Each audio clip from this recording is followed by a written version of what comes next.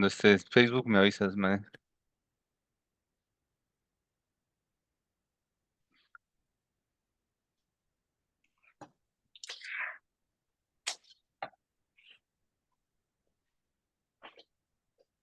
Ya, ¿no?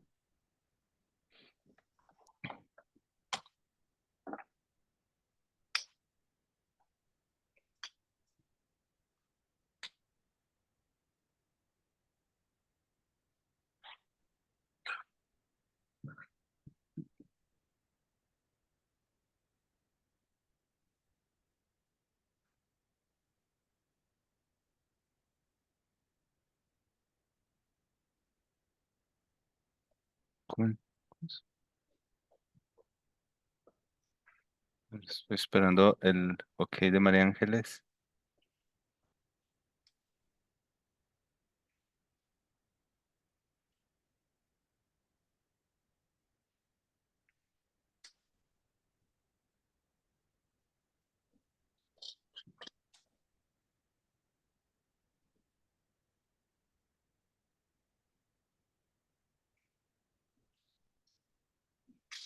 Estamos en vivo, ¿eh? Ah, perfecto. Bueno, pues buenas tardes, buenos días, buenas noches a todas, a todos los que nos escuchan en Facebook también, a las compañeras y compañeros aquí presentes.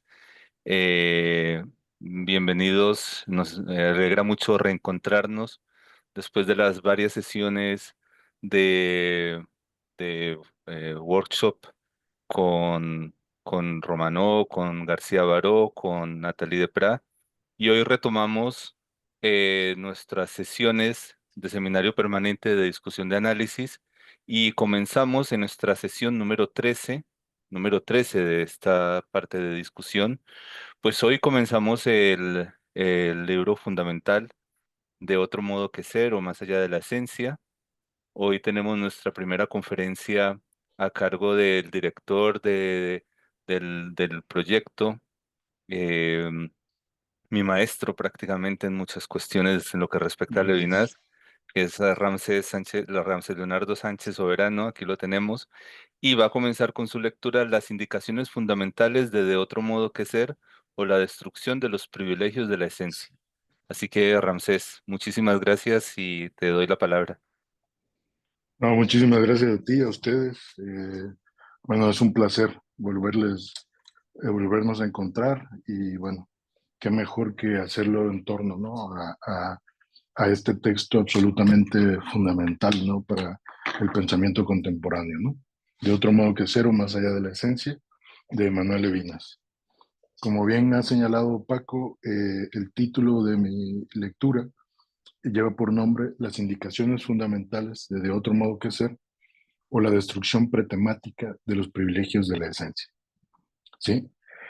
Me he abocado a un análisis digamos, como de la lógica de otro modo que ser y he tomado como punto de apoyo los lineamientos, ¿no? Que el propio Levinas señala en las primeras páginas de su texto, que corresponde a la nota preliminar, para dar entrada al capítulo 1, el argumento, esencia y desinterés, ¿no? Que es de lo que me ocuparé el día de hoy, ¿no?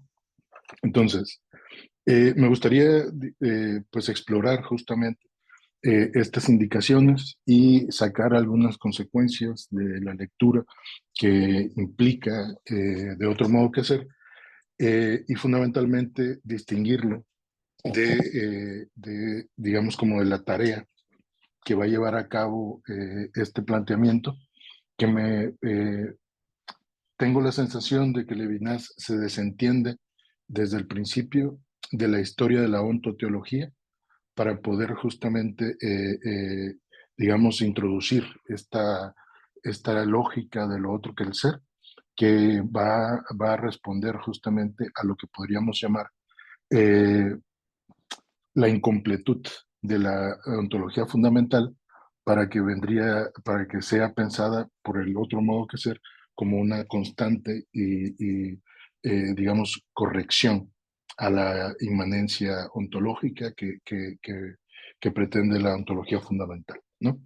Entonces, una de las primeras tesis es esta, hay que salir de la historia de la ontoteología para que el otro modo que se repare justamente la dimensión donde la ontología fundamental cierra, digamos, su relación con el ente y digamos, impera, y donde impera la idea de que esta ontología, la ontología de Heidegger, ha sido, digamos, como es el culmen del pensamiento occidental y a su vez también sería como la puerta de entrada a esa corrección. Bien, entonces, son 4 los temas directrices que componen la lógica de otro modo que ser. El primero es el reconocer en la subjetividad una excepción que desacople la relación entre la esencia, el ente y la diferencia.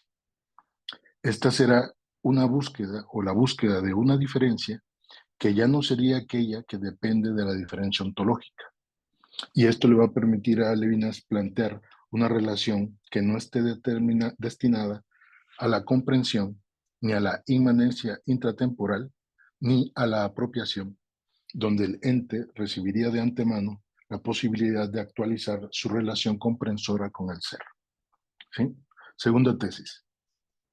Consiste en percibir la sustitución del otro en la sustancialidad del sujeto, en el duro núcleo de lo que en mí, después de fatigar la dureza de la unidad del yo consigo mismo, hay de único. En mi identidad sin par, como arrancamiento de lo otro de la identidad del yo, que no sería no yo, ni una dialéctica interna a la identidad, y tampoco, como hemos dicho, sería apropiación. Entonces, ¿qué plantearíamos una vez llegados aquí? Digamos que lo que es exigido por la alteridad para responder en un movimiento que va hacia afuera de sí. ¿Sí?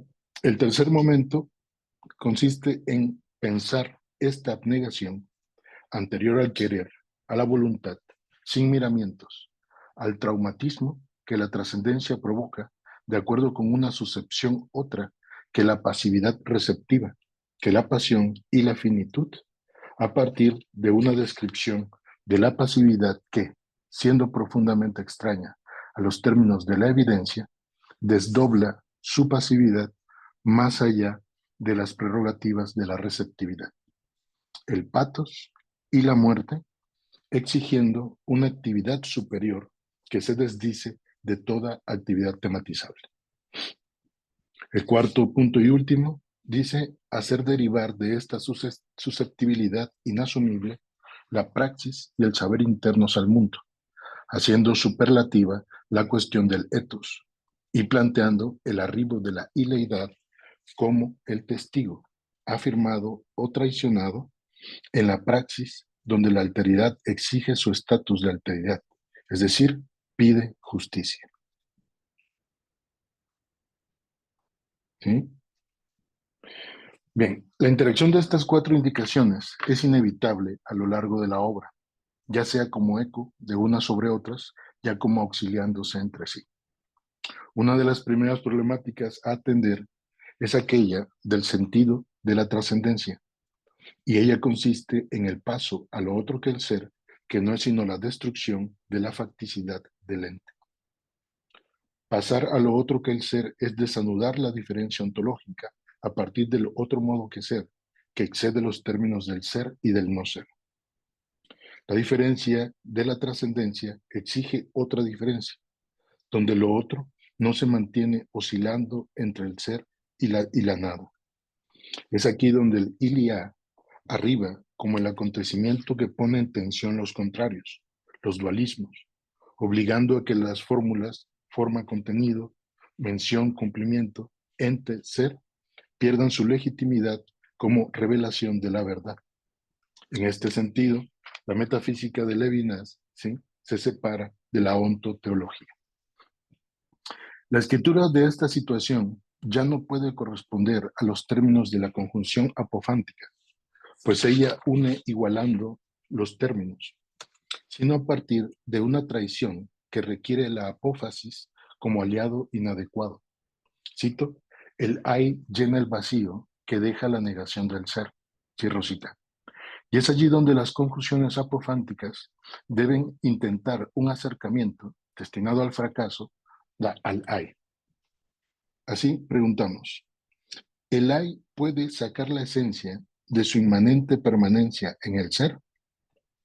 La guerra, señala Levinas, es el gesto de lo que permanece idéntico en el ser, del inter-ese, del hundimiento en el ser, o la necesaria homogenización que ya se había anunciado en totalidad de infinito.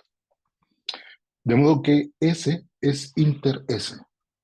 ¿Sí? Esta sería la última forma de la ontología inmanente, donde cada acto debe estar pragmáticamente orientado, dirigido a un interés, y hacerse presente o estar determinado o determinar el presente. En esta situación, cito, nada es gratuito. La masa sigue siendo permanente y el interés continúa. La trascendencia es artificiosa y la paz inestable. No resiste a los intereses. Cierro cita. Esta condición se expresa en las formas de tematización de la filosofía occidental, donde el dominio de lo dicho sobre el decir, es decir, la historia, el sentido, la cultura, el orgullo por los antepasados, se comporta como el destino donde el ser encierra el enunciado de lo otro que el ser, lo que llama Levinas el oráculo donde lo dicho queda inmovilizado. Es por lo anterior que Levinas puede decir que la tematización, es decir, el tema como apofántica de lo dicho, consiste en instalar lo otro en los términos de la guerra y la materia imponiéndole el destino que teje el ser en su arribo a la inmanencia, obligando al ser a ser determinado por la intratemporalidad mundana. De modo que es necesaria una situación donde lo otro que el ser y el no ser encuentren la posibilidad de su expresión. Cito, el decir no es un juego, señala Levinas, y continúa, anterior a los signos verbales que conjuga, anterior a los temas lingüísticos y a las irisaciones semánticas, prelogos de la lengua, es proximidad del uno al otro, compromiso de la aproximación, el uno para el otro, la significatividad misma de la significación. Cierro cita.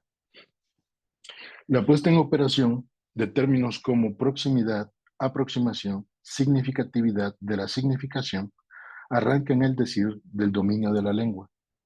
Él ya no permitiría ser sometido a la apofántica, sino que perfila los términos para el comienzo del lenguaje. ¿Sí? La significatividad pone en el cara a cara la estructura material de la carne en términos de sensibilidad. ¿Sí?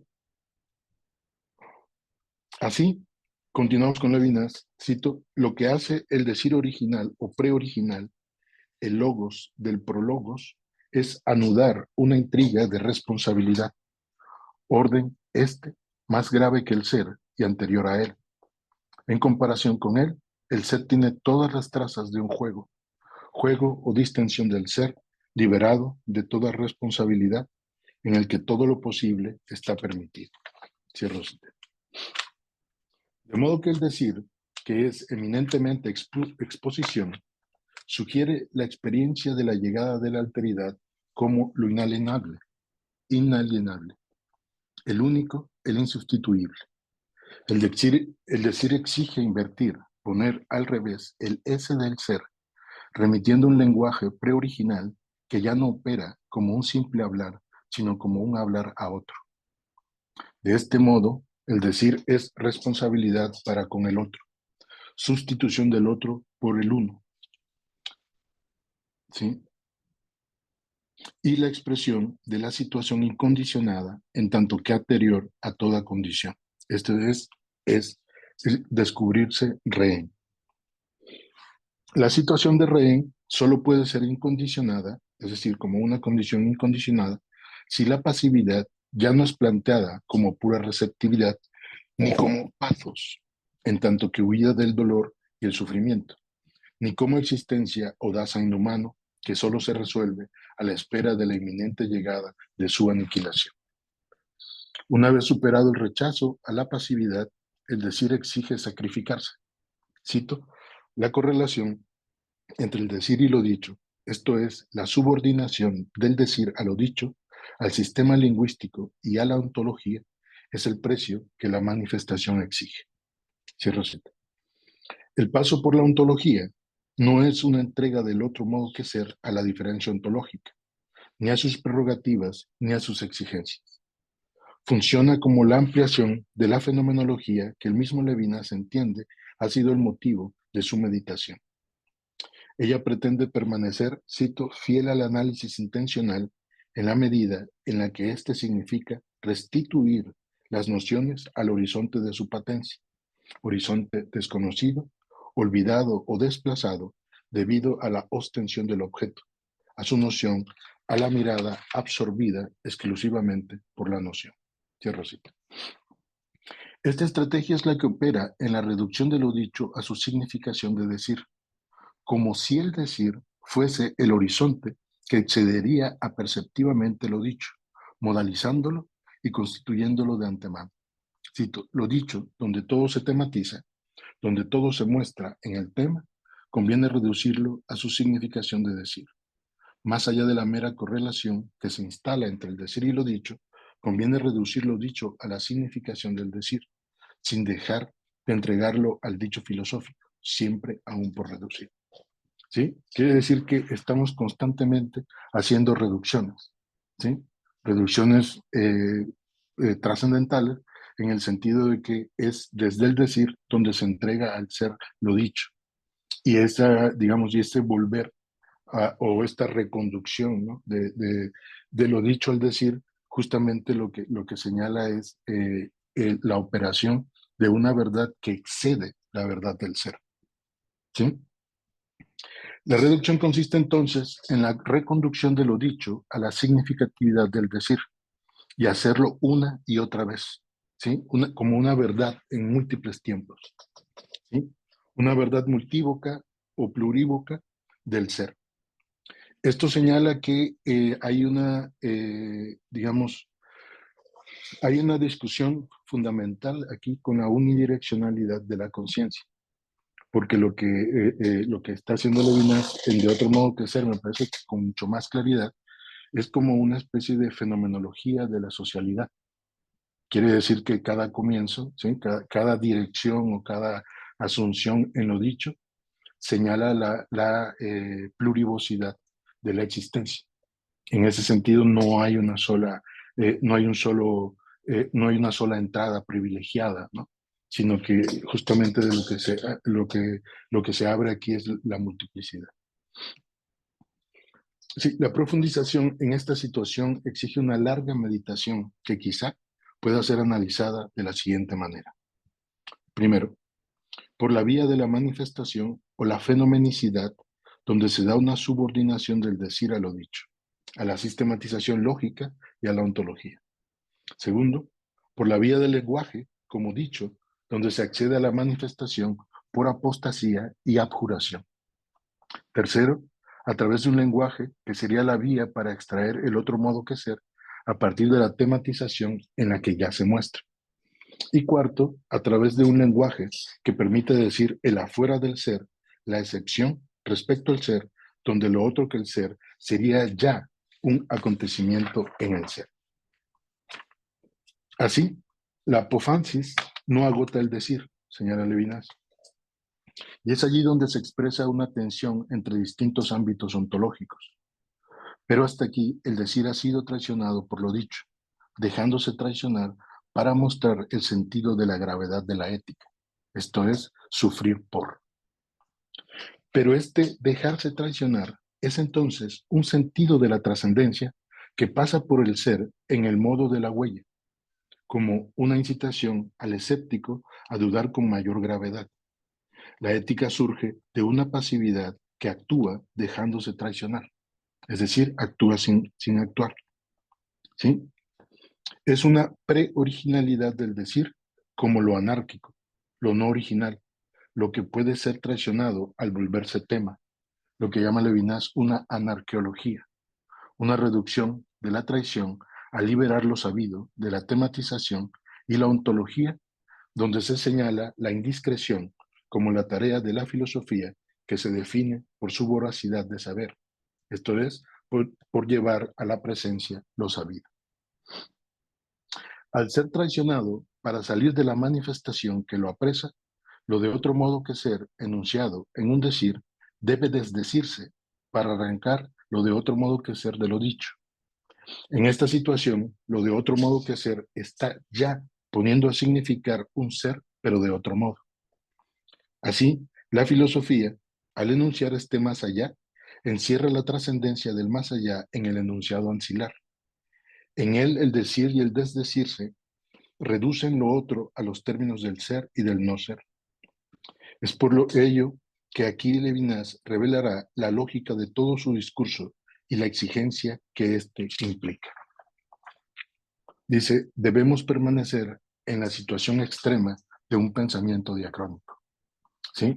Me gustaría hacer énfasis en esto, porque es algo que bueno, me ha impresionado últimamente mucho y que creo que sería como muy llamativo hacer un análisis al respecto. La fórmula del desacoplamiento que va a permanecer en de otro modo que ser es la diacronía, ¿sí? Mientras que encontrábamos en totalidad de infinito que lo que se planteaba allí era la asimetría, ¿sí? No es un simple cambio de términos. Asimetría hace énfasis en la estructura espacio-temporal, ¿sí? En las cuales dos elementos se desacoplan. Eso recuerda mucho a Bergson, ¿sí? La idea de que para poder medir el tiempo tenemos que introducir metáforas espaciales. Lo asimétrico parece justamente recuperar este ámbito espacial que había enunciado o denunciado Bergson. Ahora, diacronía habla de dos tiempos, que como saben no pueden ser simultáneos. Cada tiempo se expresa de una manera tan, digamos, tan antigua con respecto al otro que es inmemorial, ¿no? Pero aquí parecería que Levinas abandona la idea bersoniana de la medición de la temporalidad para asumir una idea casi ya más husserliana con respecto a la, digamos, a la estructura interna del tiempo. Ese cambio me parece sumamente llamativo porque separaría, digamos, los análisis de otro modo que ser de los análisis de totalidad de infinito a partir de una reasunción de la fenomenología, ¿no? Entonces, el concepto diacronía es un concepto central en la descripción levinasiana que va de otro modo que ser. Bien, ahora, ¿en qué consiste esta situación extrema? ¿Qué exige mantenerse en el pensar que piensa la diacronía en un pensar diacrónico?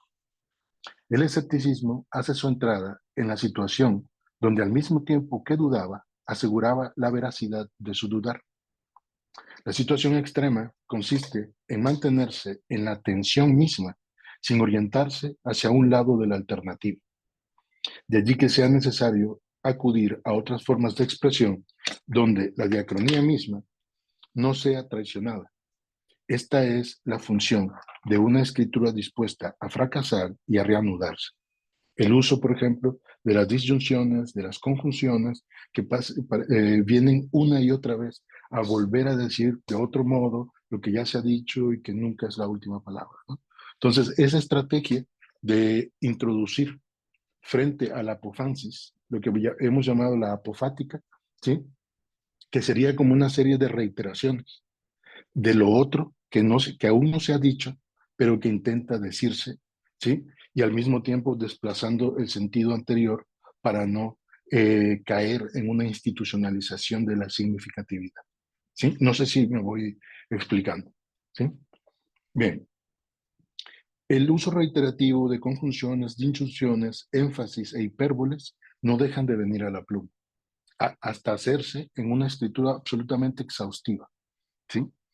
De modo que nos acercamos a una diacronía secreta, donde al mismo tiempo, cito, la significación significa más allá de la sincronía, más allá de la esencia, para intentar desgajarse de la esencia, sin intentar llegar a ningún lugar, es decir, manteniéndose en un no lugar o en una utopía. Una situación que ya no es este epos, pues el bien se resiste a su narración, no se entrega a la demostración, a la prueba, al reconocimiento o a la representación. La bondad expresa ahora la subjetividad que no es negatividad sino inquietud, no coincidencia, humanidad de lo humano que ya no haya descanso en sí. Es no indiferencia como unicidad que se retira de la esencia. La responsabilidad por el otro es la situación extrema donde la subjetividad ya no está dominada por el ego, pero cuyo desdoblamiento no se entrega al no yo, pues la negatividad es aún correlativa al ser. Ella no basta para significar lo otro que el ser, sino como desanudamiento que apela al otro modo que ser. Y es ahí, en esta situación, donde se expresa una abertura que no cae en los entresijos de la létheya, porque todavía participa del espacio y del sujeto, donde el decir funciona como el entresijo fenomenal que ofrece un destello del enigma inagotable que intenta ofrecer. Y es allí donde el decir se expresa como la modalidad de la trascendencia. Así, solo un ser que no es capaz de alteridad se mantiene en lo de sí, sin diferencia. Y este no es capaz de otro, justamente por mantenerse en ese seno indiferente. Las potencias de la pasividad son liberadas en un orden superior al campo de la actividad. La primera cita, que me parece absolutamente clave, ¿no? De esencia y desinterés, que dice, citando a Jean Val, el Tratado de Metafísica, ahí se ve justamente cuál es, yo diría incluso cuál es la posición política de otro modo que ser, ¿no? Dice, hay algo que decir, escribía Novalis, en favor de la pasividad. Es significativo que un contemporáneo de Novalis, Maine de Biron, quien quiso ser el filósofo de la actividad, haya quedado esencialmente como el de las dos pasividades, la inferior y la superior. Y fíjense aquí, dice, pero realmente la inferior es inferior a la superior. Entonces, el término pasividad que está dentro del entramado digamos, como de estrategias de escritura de otro modo que ser, tiene que ser esa pasividad que, en tanto, ¿sí? En tanto que sería tan primaria, no necesitaría actuar para actuar, ¿sí? Esta primeridad o esta originalidad de la bondad que se deja traicionar para poner en el ser la oportunidad de reparar la injusticia, ¿sí? Eso es justamente el acto de la pasividad, ¿no? Es una pasividad más pasiva que toda pasividad, pero consiste en actuar sin actuar. ¿Por qué? Porque no estaría dominada justamente por los términos en torno eh, eh, hacia qué actúa, ¿no? Cuando dice, claro, la actividad está condenada a una receptividad, es porque se cumple en el objeto. Aquí no hay tal cosa, ¿no? Sino hay, es una gratuidad tal, ¿sí? Es una donación tal que justamente, digamos, dándose a la manifestación, hace posible que en la manifestación pueda ser posible el bien. ¿Sí? Eso es justamente lo que creo que está intentando decir constantemente. Dice, las potencias de la pasividad son liberadas en un orden superior al campo de la actividad. En los actos, la actividad del acto está dirigida a una objetividad que debe formar parte del cumplimiento o la confirmación del ser del que se es intención. Así, la actividad estaría subordinada al objeto de su intención. Levinas plantea una escritura reiterativa que no accede al problema desde una sola puerta de acceso. Una escritura que, para manejarse en el fracaso, intenta decir de otro modo lo que no es posible decir desde la apofántica. Para ello, enfatiza en las disyunciones y las conjunciones como modos de reiterar la plurivocidad de la entrada en el ser. Esto le permite darle un nuevo sentido a la temporalización. Cada entrada en el ser sería una nueva oportunidad. Es así que la temporalización del tiempo puede ser llamada por el decir y no solo por la esencia.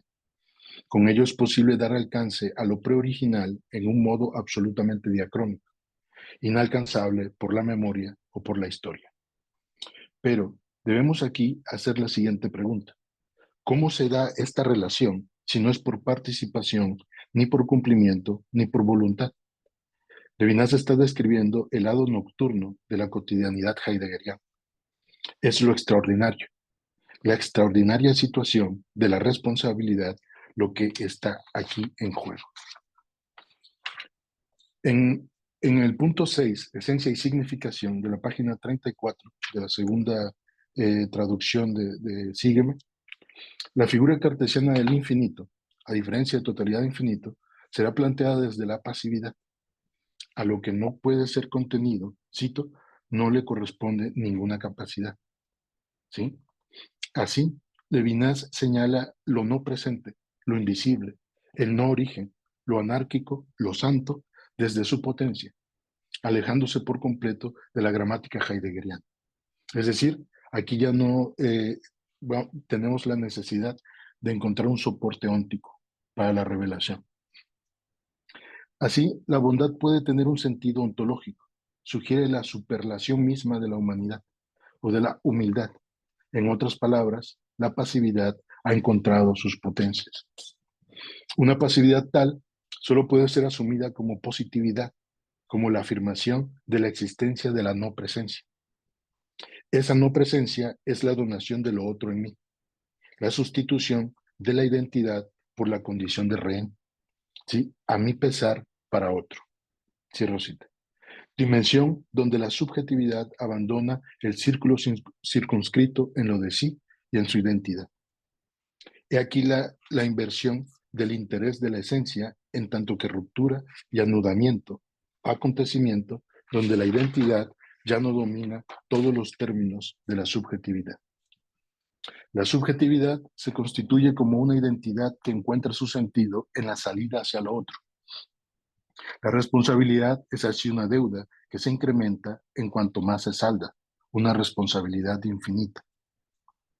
El rostro pide y exige esa responsabilidad y lo hace significando.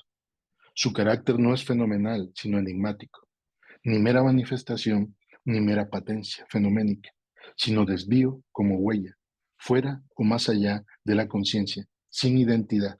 Esto es, la subjetividad, ¿sí? Se hace testigo. La manifestación del testigo es la ileidad, el elemento espiritual en el que se produce la relación yo-tú. El testigo como tercero viene a plantear la significatividad de la obra.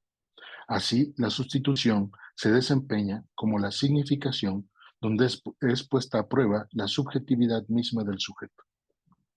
El efectivo hacer de la obra ya no es un ocurrir que yo pueda juzgar y justificar. La identidad del sujeto, que sublima su manifestación, es lo otro en mí, sustitución, significación o diacronía. Esta situación es un severo retorno a la vulnerabilidad, una interrupción imprudente de la identidad que vendría a señalar el carácter de esta verdad previa a la expresión apofántica. El decir jadeante, la epogé del decir, cuya expresión se ve suspendida por sí misma en la vulnerabilidad de su decir, es vulnerabilidad como la sensibilidad en tanto que verdad. ¿Sí? Aquí la verdad es entonces desnudez y sinceridad expuesta. Así, esta verdad entregada y arriesgada abre la esencia para provocar un jadeo o una retención del aliento, una epoge de la identidad. Esta situación es llamada por Levinas la expiación. La desnudez, señala, es lo que se ofrece hasta el sufrimiento. Es así que la desnudez es el signo que se da significándose. El sufrimiento es el signo de la alteridad. En su significar imposible de neutralizar, la alteridad se expresa por alteración. El verme convertido en rehén es el desdoblamiento de la pasividad en una actividad superlativa. En la proximidad, el otro me hace justo o injusto. La proximidad se dice como más allá y no en términos de esencia. No importa si para decirse tenga que usar los términos del ser. La filosofía de Levinas es fundamentalmente una prosolepsia. El sujeto es planteado como decir, como resistencia a su ontologización universal, de suerte que la alteridad se impone como realidad indigente y débil, como lo que exige responsabilidad y un efectivo hacer, es decir, un llevar a cabo o un hacerse cargo. Es en el ser donde lo de otro modo que ser ocurre, sin agotarse en él, como la donación donde, cito, la bondad otorga a la subjetividad su significación irreductible. Cierro cita. Así, de otro modo que ser es una confrontación directa con Heidegger, pero también con la historia de la filosofía, y lo es como una toma de posición frente al impensado de otro modo que ser, que habría sido, desde Parménides hasta Heidegger, olvidado o mutilado, bajo el pretexto de ser lo que no se puede pensar. ¿Sí? Y por mi parte sería todo.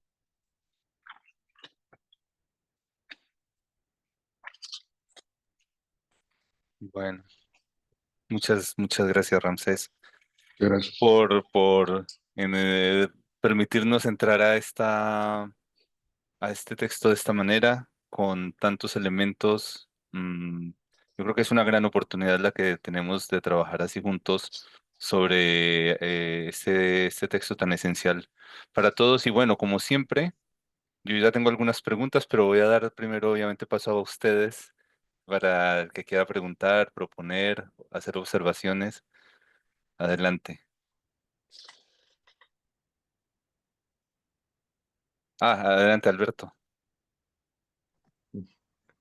Bueno, muchas gracias, Ramsés, por tu exposición, muy densa, porque, en fin, nos enfrentamos a un texto que es una apuesta especulativa de notable riesgo y dificultad. Yo quería plantearte algo que, digamos que en el prólogo de la sesión de hoy, cuando todavía no la abordamos formalmente, de hecho ni siquiera estabas conectado en ese momento, hicimos referencia al papel decisivo que parece haber tenido el ensayo de, yo creo que es de 1963, Violencia y Metafísica, bueno, primeros años 60, ¿no? Y yo comentaba que Levinas, no en ninguno de los libros, pero sí fuera de ellos, reconocía que eh, la lectura crítica que de Totalidad e Infinito había hecho Derrida había sido determinante, o sea, que supuso, digamos, un reto, un desafío para él.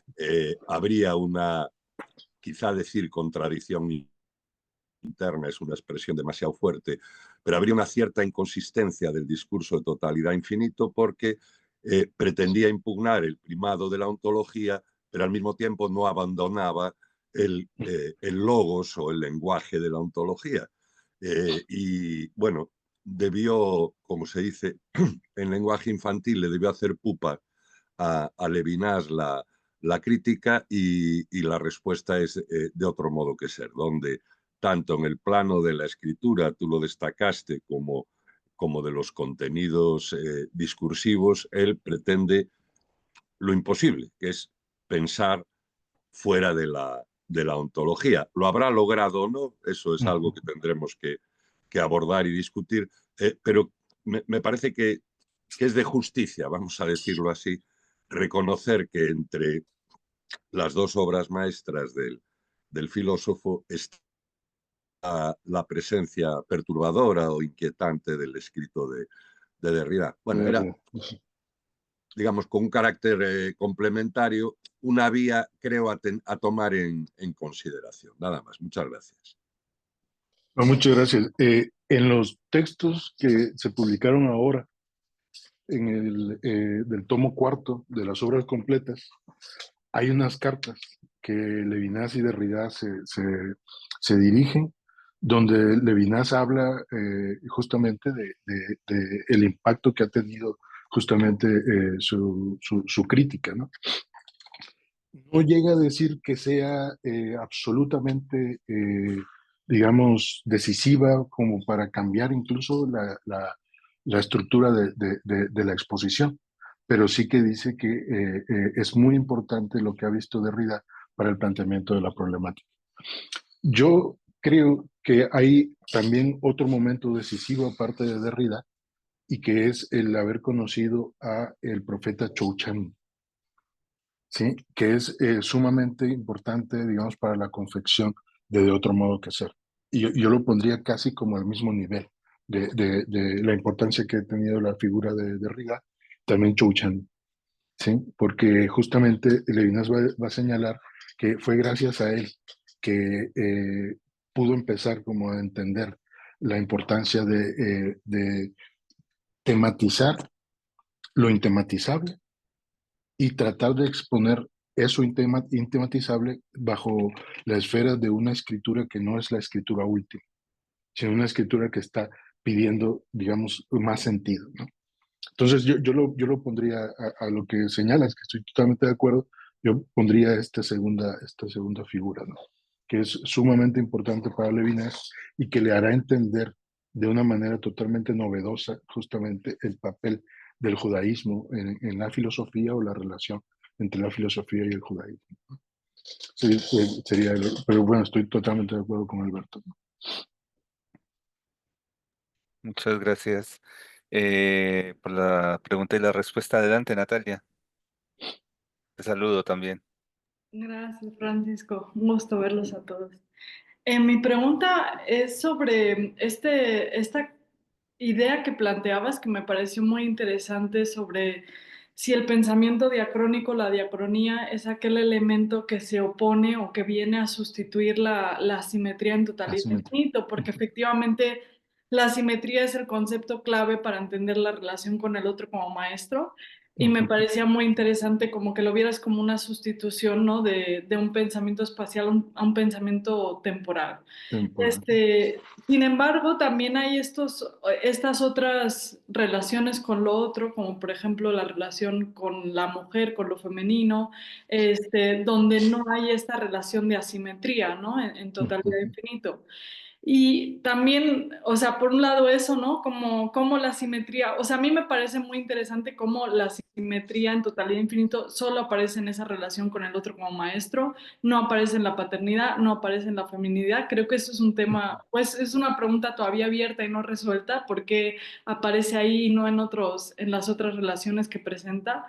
Y por otro lado, mi pregunta va hacia esta cuestión que se repite mucho en Totalidad Infinito y también en el tomo 2 de los escritos que han salido en los últimos años, que es este verso de Valéry que se repite tantas veces en la obra de Levinas, ¿no? Ese Yadí, llamé a sé, ¿no? Ese pasado anterior que nunca se alcanzó, que nunca fue vivido. Y me preguntaba si la presencia que tiene ese concepto en totalidad infinito y esta idea de una anterioridad posterior o de una posterioridad anterior, no es ya también una especie de preparación de ese pensamiento diacrónico, si no encontramos ahí una semilla que nos permite pensar esa temporalidad rota, esa temporalidad como distendida, que luego va a aparecer ya más claramente en otro Sin modo. origen, ¿no? Ujú. No te podría decir. Sí, yo la verdad creo que sí hay elementos, o sea, totalidad infinito no es, respecto de otro modo que ser, no es una ruptura total. Yo creo que sí hay elementos que están larvariamente señalados en totalidad infinito, pero al menos desde mi punto de vista, creo que todavía la comprensión de la intuición categorial husserliana no es suficiente en totalidad infinita. Sí que lo es en de otro modo que ser. Y esto permite que se pueda describir, digamos, una ausencia que pone, digamos, aquello que, sin que sea su origen, aquello que pone en la presencia, lo pone como retiro y como huella. Entonces, esto nos permite pensar justamente estas distensiones temporales, pero eso solo puede ser fenomenológicamente capaz de hacerse si tenemos una verdadera, digamos, profundización en la intuición categorial. Yo estoy absolutamente convencido que la sexta investigación lógica es justamente lo que hizo posible, ¿sí? La idea de intuir la muerte en Heidegger y describir justamente el paso o la huella o lo que sí jamás ha sido puesto en el presente en términos fenomenológicos. Y yo pienso que la fenomenología desarrollada en totalidad de infinito es todavía, no, sin llegar a ser trascendental, es todavía no ético-noemática. Entonces, eso, y ahí quizás por lo que tiene razón Derrida, que utiliza todavía un lenguaje eidético, pero se mantiene todavía en esta línea. De otro modo que ser ya no es noético neumático. También es horizontal, también tiene que ver con la idea de pasividad, esto que se ha sugerido, que hacer una fenomenología del énfasis en Levinas consiste en poder entrar en las estructuras internas del horizonte de posibles para justamente detectar allí lo que está de alguna manera ya sí, lo que está ya implicado, ¿sí? En la descripción fenomenológica. Entonces, no necesariamente tendríamos que hacer descripciones noético-nomáticas, sino que también pueden ser descripciones que tengan que ver con intuiciones de lo que no necesariamente está presente. Y eso permite justamente hablar de la región originaria sobre la cual el aparecer va a la manifestación. Entonces estamos en digamos, como en un tiempo que no está constituido por la conciencia, sino sería el tiempo que constituye todo tiempo intencional, ¿no? ¿No? Pero sí, yo creo que la clave está en cómo reaccedió a Husserl, Levinas, durante este tiempo, ¿no? Porque todo parece decir que el proyecto de una filosofía primera, abarcado metodológicamente por la ontología, está dispuesto al fracaso. Y quizá eso es lo que se da cuenta Derrida si se puede hacer por allí, por la ontología, el proyecto de totalidad infinito, o si era necesario regresar a Husserl, ¿no? Para hacerlo fenomenológicamente, ¿no? Yo creo que sería así, ¿no? La cuestión, ¿no? Muchísimas gracias. Muchas gracias por la pregunta y la respuesta. Eh, bueno, bueno, Hugo, adelante. Sí, hola. Gracias, profesor, por su presentación. La verdad es que sí es Gracias. muy, muy densa y muchos perfiles. Este, y bueno, dentro de todos los temas que puso sobre la mesa, a mí me gustaría preguntarle su opinión sobre uno en concreto, que tiene que ver con ¿cómo comprende usted esta posición? Esta afirmación de Levinas, famosa y polémica, de la pasividad más pasiva que toda pasividad. Me da la impresión de que usted la relaciona con una forma de acción. Y me explico. Y yo la entiendo como una especie de respuesta, quizá no directa, a la fenomenología husserliana, en concreto a la quinta meditación cartesiana, donde se desarrolla la relación intersubjetiva, en la que el otro aparece como una unidad de sentido en función de síntesis pasivas. Es decir, la síntesis de parificación me permite acceder a la experiencia del otro, de quien no puedo acceder a su flujo de tiempo, ¿no? Pero toda esta relación intersubjetiva se realiza a través de una síntesis pasiva. Entonces, a mí me da la impresión de que cuando Levinas dice que mi relación con el otro, con la trascendencia, se da a través de una pasividad más pasiva que toda pasividad, de alguna manera está refiriendo a una dimensión mucho más profunda que aquella en la que ocurre toda síntesis pasiva y que remite a la fenomenología husserliana. Pero esto yo creo que tiene implicaciones importantes y tienen que ver también con la fenomenología levinasiana en su totalidad, porque una de las preguntas que ha surgido varias veces en estas sesiones es si Levinas es un ontólogo o no lo es. Un Yo fenómeno. en lo personal creo que sigue siendo un ontólogo, porque en el momento en el que escribes un libro y aludes a términos, conceptos, aparatos significativos, estás haciendo teoría y estás haciendo ontología. Entonces, pero la manera en la que usted eh, habla de la pasividad, a mí me parece que da una solución o una posible solución a esta complejidad, porque pareciera que en el fondo eh, toda la ética y todo a lo que apunta el proyecto levinasiano es una praxis, es una posición nueva en el mundo que sí tiene que ser dicha a través de aparatos conceptuales y teorías y lo que quieras, pero su manera de realizarse y de exceder todo horizonte de lo dado es tomando una posición concreta en el mundo. Es decir, la pasividad más pasiva que toda pasividad se parece más a una praxis, no sé, a un no actuar, como usted Ujú. lo comentaba, que a mí me parece muy atinado, un no actuar en función de los horizontes significativos que me provee el Eso. mundo, sino una nueva posición que me permita relacionarme con el otro más allá de todo este mundo ya dado, ¿no? Sí, sí, sí. Entonces, a mí me parece que es muy atinada la manera en la que lo expresó, pero quería preguntarle su opinión al respecto, profesor, o cómo ve usted este asunto de que, ¿cree usted en concreto que la fenomenología levinasiana se parece más a una praxis que a una teoría, o cómo lo Ujú. ve usted? No, Esa bueno, es que sería mi pregunta. lo has dicho excelente, ¿no? Sí, yo creo que desde el pensamiento de Nietzsche, desde Kierkegaard y desde Marx, la filosofía no puede seguir siendo pensada como una mera teoría. Confrontar, digamos, como esos tres pasos, ¿no?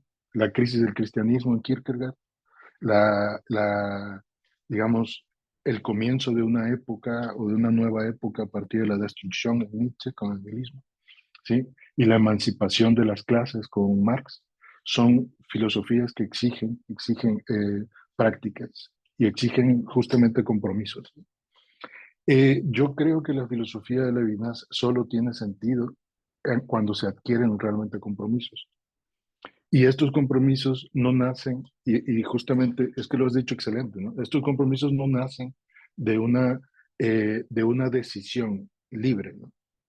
Lo que está diciendo Levinas es que, claro, es que yo no puedo ser justo para mí, sino siempre puedo ser justo o injusto para con el otro, de manera tal que es esa otredad la que actúa sobre mí sin actuar. Y esa es justamente la unidad de esta pasividad más pasiva que toda pasividad. Porque dice, el otro sin exigir ya exige justicia. Entonces ya me ha comprometido incluso antes de que yo lo haya decidido. No está sometido a pedirme bondad, porque ese pedimento sería una traición justamente a toda bondad posible. Entonces, la pasividad más pasiva que toda pasividad es el sentido justamente de la alteridad en el otro, exigido a un compromiso en el cual yo traiciono o estoy o escucho, ¿sí? O actúo respecto de ese rostro que me ha pedido antes de toda voluntad mi mayor responsabilidad. Y lo has visto perfecto. Hay una unidad pasiva de la alteridad, pero siempre respetando, como decía Natalia, esta asimetría, ¿no? Que no, o esta diacronía que no va a poder, sobre todo, y ahí es lo que creo que es sumamente importante, Levinas está diciendo sí, pero no desde los términos de la quinta meditación cartesiana, porque finalmente hace sistema. La diacronía es la ruptura con la posibilidad de sistematizar el encuentro con el otro, pero ya hay una relación que es la pasividad. Entonces, está sucediendo en el ser, pero no se agota en el ser. Entonces, yo creo que sí es posible, de hecho, en alguna discusión que tuvimos Paco, Daniel Cohen y yo al respecto, decía que lo que nosotros estamos haciendo es como fenomenalizar más a Levinas de lo que el propio texto sugiere, ¿no? Digo, claro, pero es que la fenomenología entendida en el segundo Levinas tiene mucho más potencia que pensarlo solo como un ontólogo, ¿no? Porque yo creo que esa reparación constante, el tikkun hebreo, ¿no? La reparación constante del ser solo es posible fenomenológicamente, no ontológicamente, ¿no? No, muchas gracias por tu pregunta, me encantó, me encanta. Sí. Gracias, profesor. Muchas gracias, Hugo. Gracias, Ramsés. Bueno, no sé si hay alguna pregunta más o yo puedo ir formulando la mía, pero si alguien levanta la mano en este momento, le damos la palabra. Bueno, pues mientras se animan, muchas gracias, Ramsés, por la exposición. A mí me llamaron la atención potentemente varias cosas. Una es cierta función positiva del AI que explota la apofansis y es como un cierto aliado inadecuado hasta el punto en que Ujú, a nivel argumentativo y a nivel expositivo, cuando él desarrolla el otro como aquel que con el a pesar de, que lo veremos más adelante, como eh, dolor, como exposición, como insomnio, parece una evolución radical de la tara del ser de la evasión hasta aquí, es decir, hasta el ujú, punto en que el ay camina muy cerca de la experiencia del aguantar, ¿no? De una cierta pasividad del aguantar. Parece una revalidación del carácter positivo de ese hormigueo, pero que no es el hormigueo de la anfibología, sino que es uno que no se reincorpora en, en cierta entidad, ¿no? Ahí yo tengo una duda y es, que lo hablaremos en la próxima vez probablemente, y es esa dimensión del AI, ¿no? No es una duda, es algo que me llama potentemente la atención y que me gustaría seguir investigando, ¿no? Esa sería una pequeña cuestión. Y la otra, claro, eh, la exposición de lo dicho, que al mismo tiempo mm, eh, ti- es- donde se alberga el desacoplamiento de la diacronía, no solamente se daría al hablar del decir, sino que también se daría en realidad en la vida misma del lenguaje, ¿no? El lenguaje en general albergaría ya esa diacronía, aunque lo traicione, es decir, ahí me llama mucho la atención de qué manera la vida del lenguaje, no solamente la filosófica, cuando habla de los primeros principios y sobre todo del decir, puede en cierto modo ya, eh, quizás probablemente reducida, revolverse nuevamente en una especie de vida del decir, incluso a través de lo dicho, pero ya no de un modo ontologizante, podríamos llamarlo así, sino de otro modo, ¿no? Una experiencia del lenguaje de otro modo. Esa sería la cuestión, hasta el punto de decir si esto no llega incluso a potencializar lo dicho, en el sentido en que en tanto huella, eh, lo dicho termina al mismo tiempo en esa especie de futuro anterior que tú decías, en esa diacronía, nos exigiría mucho el lenguaje de lo dicho incluso, ujú. en tanto que lo hablamos, es una especie de fenomenología del lenguaje, de la gramática incluso, pero que nos conmina por la huella que tiene en relación al otro. Y que incluso ya es otra cuestión más que yo creo que ya es para seguir viendo en las lecturas posteriores también, es que si ese punto escéptico sobre lo lingüístico, sobre el lenguaje, no podría liberarse para que fuera producción de dicho. De hecho, Levinas, a pesar de esa eh, escepticismo reduciéndose constantemente, termina produciendo un libro, ¿no? Termina produciendo un argumento. Entonces, mi pregunta sería, ¿se puede liberar lo dicho? Para decirlo de otro modo, ¿se podría liberar lo dicho? Esa sería, pues, esas dos cuestiones, el hay y lo dicho. Y perdón por el caos en la pregunta, pero no sé si se ha entendido un poco.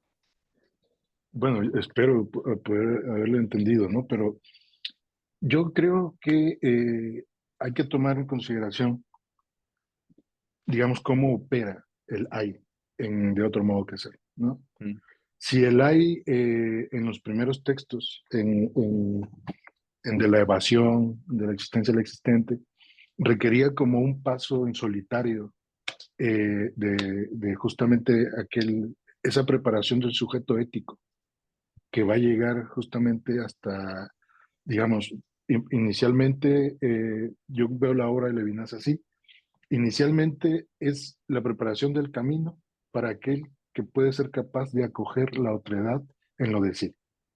Pero no es un paso fácil. ¿Por qué? Porque había que debilitar por completo la subjetividad, porque metafísicamente estaba sumamente orgullosa de ser lo que era o lo que es, ¿no? La analítica del Dasein nos ofrece a una subjetividad que necesita poco de los elementos del mundo. Parece tenerlos frente a sí y solo tomarlos, ¿no? Ya sea por la Zuhandenheit o la Vorhandenheit, pero siempre habría como una especie de relación o de reticulación para con el mundo y el Dasein en su verse necesitado del mundo, que eso parecería que la analítica existenciaria lo olvida por completo. Bien, llegamos entonces a esta subjetividad que empieza a intranquilizarse en el ser. Ya no es simplemente un sujeto de derechos, ya no es simplemente un sujeto que ha sido arrojado al mundo y que tiene, digamos, como destino encontrar su apropiación o su salida del Das Man, etc. ¿No? Pero aquí pasa algo. Hay una muerte, ¿sí? Que lo cambió todo y que pone en operación la necesidad de reiniciar la metafísica. Y es la muerte del Dios ontoteológico, ¿sí? Que si hacemos una lectura subrepticia, ¿no? Del texto, el hay es esa confrontación ya en de otro modo que ser con la nihilidad del nuevo comienzo o del segundo comienzo, ¿sí? En ese sentido, el hay, que ya no es el solitario hay de los primeros textos, ¿sí? El hay va a llenar todos los espacios que deja el no ser. Es como si esa intranquilidad estuviese allí, esa espiritualidad de lo que no se agota en el ser, ¿sí? Estuviese allí, como poniendo precondiciones para que aquello que subyace al segundo comienzo no sea un comienzo meramente nihilista, sino en el cual se pueda plantear, ¿sí? En el cual se pueda plantear la huella del bien, aunque sea en el otro modo que ser, ¿sí? Y que albergue riesgos, que no Exacto. sea... Ujú. Exacto, porque la intranquilidad ya está puesta fuera de la voluntad del sujeto, pero se vino preparando desde los 30, todo esto hasta llegar al 74, ¿no? Entonces, dice, claro, por ejemplo, en lo que va a trabajar Iván, ¿no? Hay una confrontación en esa idea de afuera, hay una confrontación fuerte con Hegel, y creo que es una confrontación que dice, veamos si es posible pensar otro modo del espíritu que no sea el espíritu de sentido de Hegel, ¿no? No sea el espíritu salido de las luchas, de las confrontaciones, etcétera, sino una tensión en el espíritu y que sea justamente esa tensión que se completa por el otro en mí. Porque eso es una novedad en la filosofía fenomenológica, ¿no?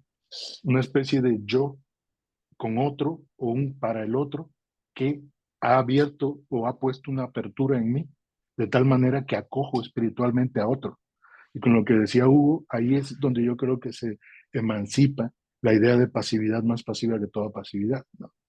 Por ejemplo, si a mí me resta rendir honor a mis muertos, el muerto ha actuado sin actuar sobre mi voluntad,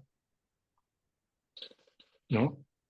Dice, claro, yo pido justicia por mis muertos, por aquellos que mueren en las calles de México, por aquellos que piden o que fueron sacrificados por los narcos, ¿sí? Ese acto es lo otro en mí, hecho espíritu, ¿sí? Y eso es justamente lo que creo que Levinas está pensando. Claro, el último destino es la muerte, pues es justamente la última noción del nihilismo, ¿no? La aniquilación, etc. Dice Levinas, no podemos cancelar la filosofía en una filosofía de la muerte. Yo pienso, como lo hemos discutido algunas veces, que la fenomenología de Levinas es una fenomenología de la vida, porque la separación de la ipseidad del Hijo y el Padre continúa la vida. Y el padre muerto no es una muerte absolutamente aniquiladora, sino la muerte del padre es lo otro en mí, por el cual pido justicia, dependiendo evidentemente de cómo se haya desempeñado su obra, ¿no? ¿Sí? Entonces, ese encuentro, para ir a la segunda cuestión, ese encuentro no necesariamente, el encuentro entre este de lo otro en mí o el uno para el otro, no necesariamente tiene que sacrificar la diacronía, porque en el encuentro efectivo de la proximidad, dado el caso que esto se dé, ¿sí? Levinas habla de una especie como de acontecimiento que se anuda y se desanuda. Entonces, si inmediatamente, pienso en el instante de Kierkegaard cuando leo eso, ¿no?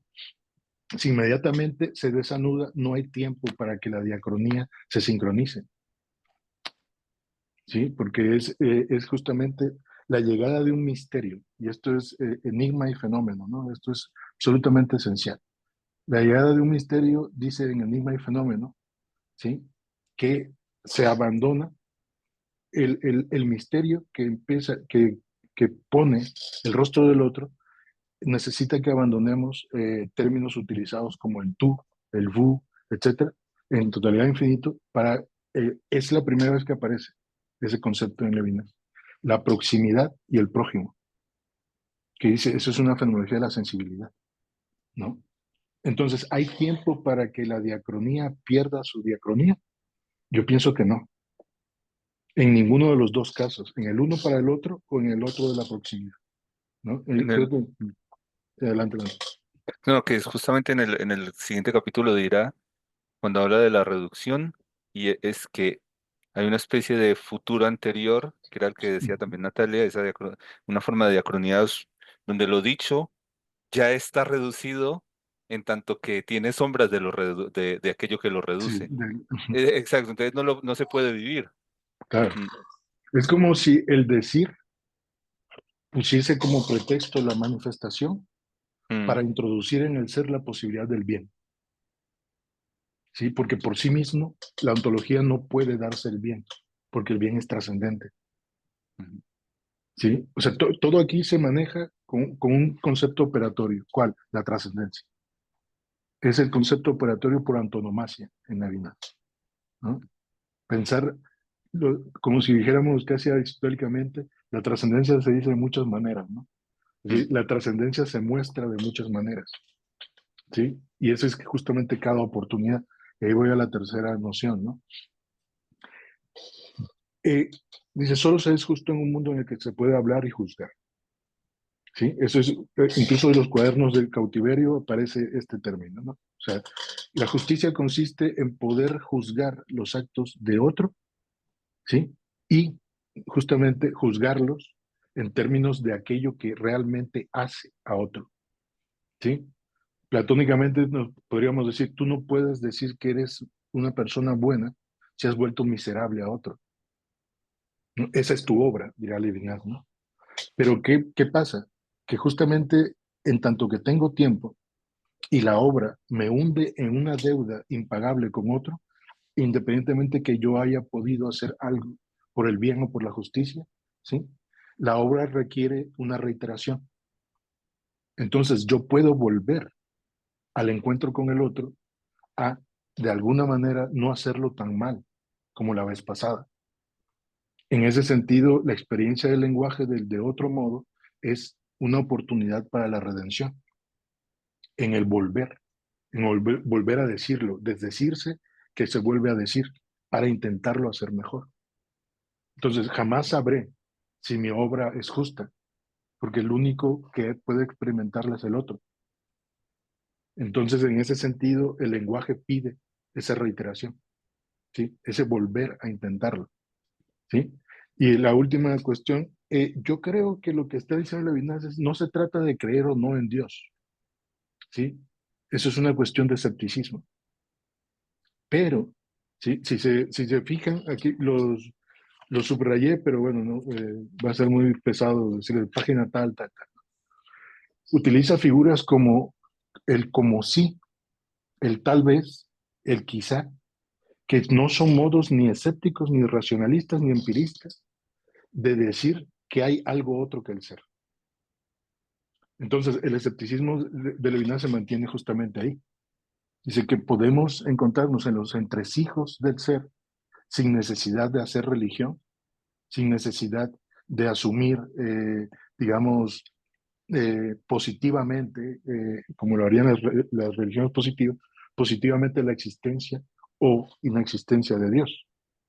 Pero el como sí, el tal vez, el quizá, sí, no deja que el escepticismo, digamos, eh, abrace por completo la inoperancia de Dios o la inexistencia de Dios. Es como mantenernos en un camino, y eso también yo creo que es una de las cosas que dificulta mucho de otro modo que ser, mantenernos en un camino ambiguo frente a la radicalidad de lo otro que el ser. Porque lo único que nos podemos permitir es andar a tientas, ¿sí? Frente a un pensamiento que no se deja pensar, ¿sí? No sé si he contestado tu Sí, pregunta. sí, sí, sí. Sí, muchísimas gracias. Muchas gracias. Adelante, Rafael. Hola, muchas gracias por la presentación, Ramsés. Quería colgarme un Gracias. poco de la pregunta que estaba haciendo Francisco y a la fenomenología de la sensibilidad y propones que no hay tiempo para el decir, digamos, el decir en ningún momento se aparece, puesto que siempre es este pasado inmemorial y qué sé yo.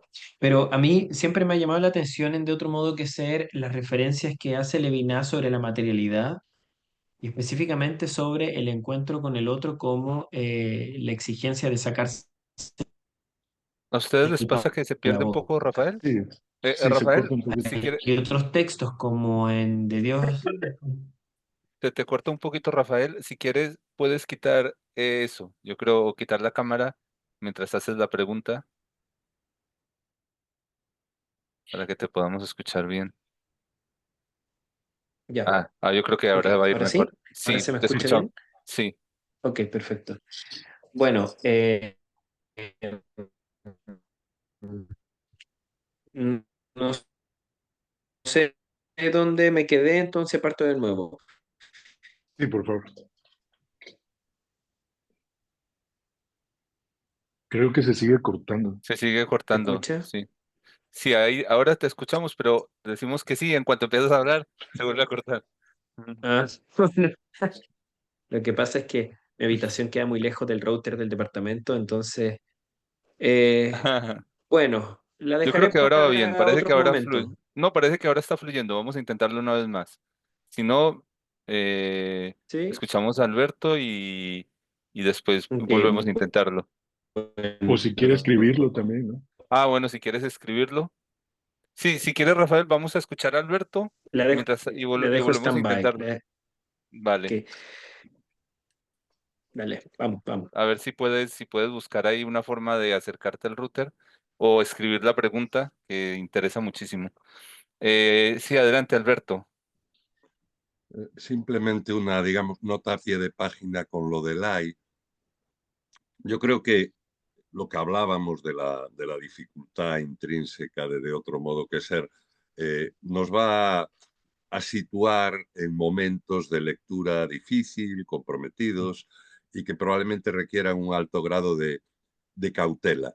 Y me parece que el tema del AI, yo recuerdo leyendo de otro modo que ser, la primera vez que apareció eso, provocó en mí una tremenda sorpresa, porque yo tenía situado el AI como la experiencia a través del insomnio, ¿no? Del ser impersonal, que es justamente lo que hay que superar. Y aquí parece que asumía una función positiva en esa reconstrucción ética de la subjetividad. Entonces era simplemente para, digamos, limitar el alcance de esa consideración a primera vista positiva de lo que era la negatividad absoluta en el discurso de Levinas. Yo diría que la premisa absoluta de Levinas es que es una filosofía de la subjetividad. Digamos, el requisito imprescindible del pensamiento levinasiano es que la subjetividad es irrenunciable. Lo que Sí, pasa sí, es que sí. él propone una relectura, reconversión o transformación de la subjetividad, pero nunca la renuncia a ella. Caer en el hay es disolver el sujeto en la totalidad. Yo, de hecho, creo que Si tradicionalmente se decía que la filosofía tenía tres temas, Dios, el mundo y el hombre, Levinas tiene tres categorías, que son la de totalidad, que parcialmente se identifica con la del I, porque el I es la impersonalidad o anonimato ilimitados del ser, primera categoría. La categoría de subjetividad como mismo, como yo egoísta, y la categoría de bondad, que introduce una escena intersubjetiva que redefine, vamos a decirlo así, al mismo egoísta como sujeto responsable. Si aceptamos esos tres referentes o esas tres categorías rectoras, yo creo que cuando Levinas recurra a la idea de I para cuestionar al yo egoísta, digamos que no es estrategia, es táctica. Él quiere poner en entredicho el interés constitutivo del yo egoísta y lo hace recurriendo de una forma hiperbólica, pero que sería, entiendo yo, que destruiría la propuesta de Levinas el considerar que hay una reivindicación del I en absoluto. Lo que pasa que en esa línea que, por otro lado, plantea la cuestión de en qué medida, de otro modo que ser, en su tratamiento de la subjetividad, no incurre en un masoquismo. Pero bueno, dejando eso aplazado, vamos a decirlo así, el ataque a la subjetividad egoísta es llevado hasta el extremo recurriendo a la categoría de I, pero eso en modo alguno podría significar una reivindicación del I. La apología de la subjetividad, a mi entender, es digamos, una convicción o un presupuesto innegociable en Levinas. Era simplemente eso. Me da la impresión, y va a formar parte de, probablemente, de lo más interesante de esta segunda singladura que iniciamos hoy, que el texto nos va a situar en algunos momentos, digamos, en un lugar fronterizo entre la racionalidad y la locura, por decirlo de alguna manera. Y yo creo que ese momento que ahora no recuerdo ni siquiera en qué parte del texto de otro modo que ser está, pero que ese es uno de esos momentos que hay que, obviamente, considerar, analizar, pero yo diría tratar con mucha cautela, ¿no? Porque si no, estaríamos dinamitando el conjunto del proyecto. Bueno, nada más, gracias. No, muchísimas gracias. Sí, sí, sí. Estoy totalmente de acuerdo. Sí. Muchas gracias. Yo también, Alberto. Voy a leer si quieren, si te parece bien, Ramsés, el texto, la pregunta de Rafael y luego le damos la palabra a Jonathan y a Iván Galán. Bueno, Muy dice, bien. te leo la pregunta de Rafael y gracias Rafael por escribirla. Tiene que ver con la idea de la fenomenología de la sensibilidad y la no presencia del decir. Con respecto a la materialidad, Levinas habla en De otro modo que ser de la exigencia de quitarse el pan de la propia boca. Y en otros textos como Cahiers de Leer y Dios, la muerte y el tiempo, Levinas dice que hay una especie de sensibilidad del hambre del otro. Me pregunto, dice Rafael, ¿cómo poder relacionar el decir con una sensibilidad que no es la empatía de Husserl ni la piedad de Aristóteles, del hambre del otro? ¿Será quizás que se forma una ambigüedad entre el decir y la fenomenología de la sensibilidad que presenta el profesor Sánchez, o sea, tú? Sí, bueno, yo creo que esto que decíamos al principio, ¿no? Sobre una fenomenología de lo implícito, ¿no? En Totalidad Infinito ha habido, digamos, como una fuerte idea que tiene que ver justamente con el alimento, ¿no? Y que esta idea señala que el sujeto constituyente también es constituido, ¿sí? A su vez es constituido por aquello de lo que baña o de lo que le ofrece justamente el alimento, que no es solo, dice, no es una tesis meramente biologicista, ¿no? Es una tesis de existencia, ¿sí? Como si el alimento diese, pienso yo, y esta es mi interpretación muy particular de esa situación, como si el alimento fuese aquello que señala el sentido de la finitud del existente, no simplemente por ser el tiempo del mundo, sino justamente porque es un sujeto necesitado de alimento.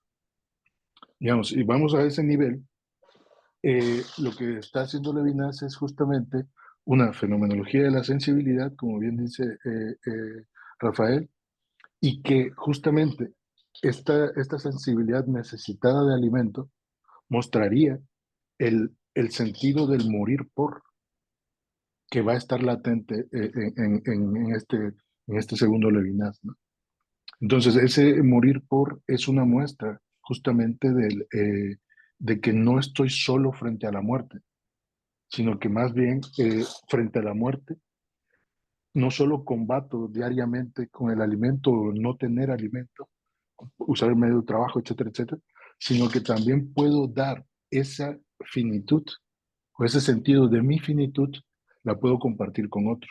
Y eso es, creo, justamente el acto de arrancarse de la boca, digamos, el alimento, ¿no? Porque incluso, no sé si se refiere a eso, Rafael, pero incluso dice arrancarlo cuando ya estás degustando, ¿no? Es como dar un pedazo de mi esperanza de vida a otro por medio del alimento, ¿no? Decía Alberto hace un momento, ¿no? Es que suena cada vez como más sacrificial, algo así decía, ¿no? Y pues sí, sí, o no, dijo eh, como si fuese, diga, Masoquismo. masoquismo. En esa figura podría verse, sí, justamente, no sé si llamarlo masoquismo, ¿no? Pero eh, podría verse justamente ese, en el momento en el que estoy ya degustando, arrancarlo para compartirlo con otros, ¿no? O sea, ya cuando he sentido toda la plenitud sensible del sabor de algo, ¿sí? Aún así, elijo dar ese alimento, ¿no? Entonces, en ese sentido, yo creo que es como sin ser la, la parum, esta husserliana, ¿no? No es la empatía, etcétera. Es más bien esa idea de morir por lo que creo que ahí está latente, ¿no? En compartir el pan, ¿sí? Y sí, evidentemente esto ha nacido de toda la destrucción de la subjetividad metafísica, entendida como una subjetividad soberana o dispuesta al poder, ¿sí? Que ha venido haciendo Levinas desde sus inicios, ¿no? Muchas gracias por la pregunta y la respuesta y gracias Rafael por escribirla. Si quieres puedes seguir escribiendo si hay reacciones. Y adelante, Jonathan. Gracias a ti, Rafael. Perfecto, gracias, gracias. Mi duda en concreto va relacionada con la intuición categorial. ¿En qué sentido?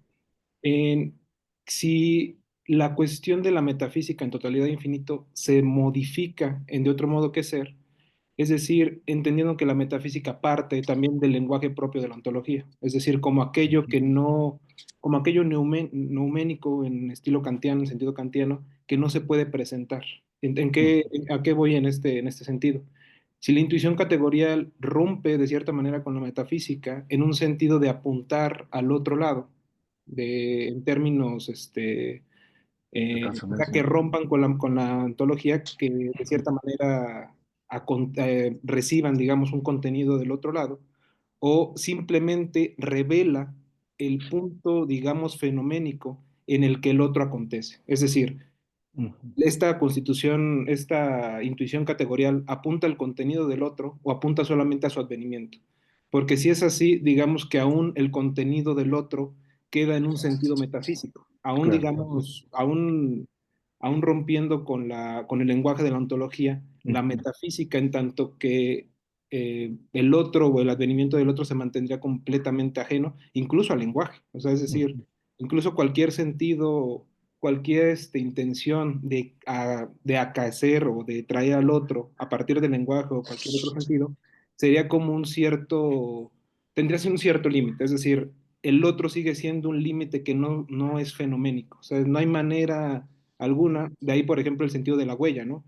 Que sería aquello que se presenta pero en su presencia se aleja, o el misterio, también el Ujú. misterio, también Sí, sí, sí. como aquello que acontece sin acontecer, ¿no? Es como, entonces mi pregunta sería, si en vez de, digamos que si la finalidad o hacia dónde va es más bien tener un sentido práctico de justamente aquello que no acontece. Es decir, cómo, ya más que un sentido cognitivo o un sentido fenoménico que apunta a un contenido, si sea un sentido práctico.